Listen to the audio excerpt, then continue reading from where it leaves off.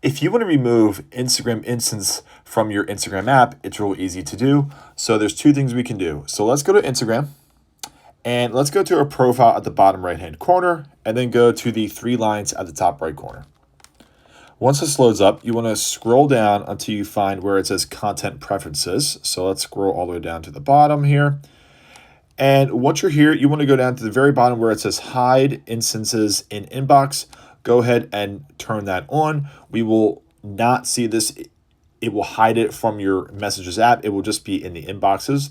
Another thing that we can do is turn off the notifications for this. So let's go back to the main settings menu and we'll go up to the very top where it says notifications and then scroll down until you find instances. So once you're here, go ahead and turn off both notifications for your instances and your emoji reactions. And that's it. They are fully turned off. And that is a simple way to basically remove it from your Instagram. And that's it.